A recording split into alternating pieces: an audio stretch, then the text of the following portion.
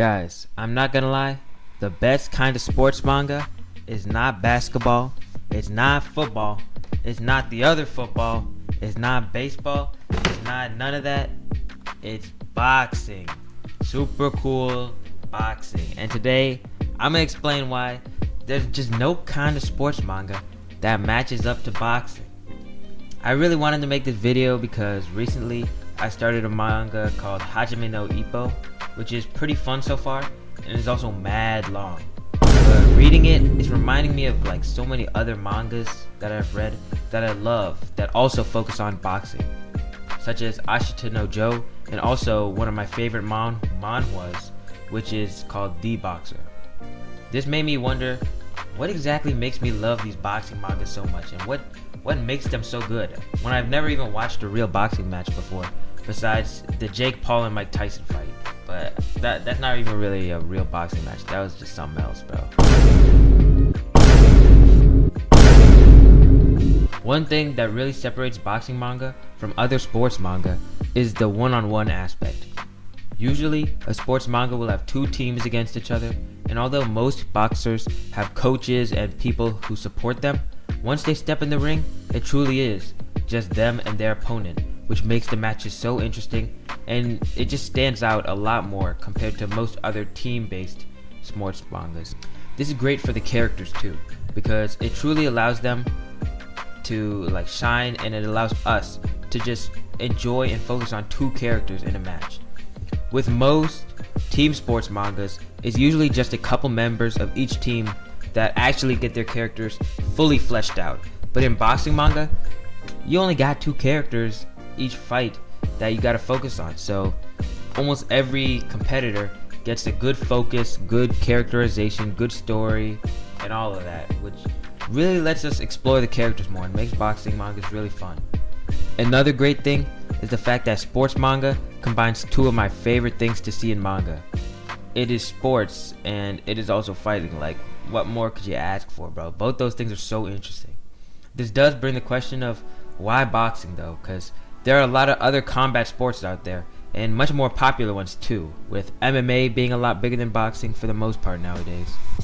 Well, first of all, boxing was just a lot bigger back in the day, when series such as Ashita no Joe came out, which is a big reason why older combat sports mangas focused on boxing.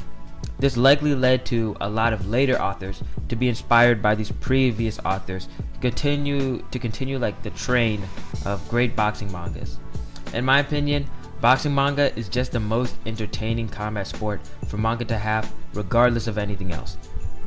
Boxing mangas are forced to be so creative because of the fact that they have to make every fight purely about fists and punching. Giving these authors a little less free reign forces them to get creative, and amazingly brings us so many cool fighting styles. I'm still pretty early in Hajime no Ippo so far, but there's not a single significant boxer so far that did not have something special about their fighting. There have been cowards who use clinching. There's some dude with like mad powerful hooks, a guy that specializes in counters, just a pure muscle menace, a flicker jab specialist, and a shotgun puncher, whatever that even means. This kind of stuff, it just makes these boxing manga matches so consistently fun to read. This is a bit of a weird thing, but a big appeal for me of boxing manga is just that it's so raw. Like, I don't even really know how to explain this, so I won't dwell on it too much in the video, but just reading about two well-written characters wailing on each other with all their soul, just punching the crap out of each other, it just hits different. It's just crazy, man. Alright, real quick, I'm shouting out someone from the comments every video, so real quick, I just want to give a shout out to DSW2898. This is from a recent video talking about the matchup of Katakuri versus King, and this guy, he did disagree with me, but he was still respectful about it, and he made some good points. Like, look at this, bro, he time-stamped all his rebuttals. That's pretty impressive. So yeah, shout out to you, dog. Alright, back to the video. Now, let me get in depth a little on some of my favorite boxing mangas that I highly recommend. Like, y'all boys should read some of these. They're all really good. First, I got the one that I've been talking about a lot so far, Ashita no Joe. This one is pretty old, and it's probably one of the oldest mangas like I've ever read in my entire life. If I'm being honest, it's not a perfect manga, and there are some moments, especially early on, that aren't the most interesting. But boxing becomes more and more important of a theme of this manga as the series goes on. And the series also just keeps getting better and better as it goes on until its ending, which is the best part of the entire series.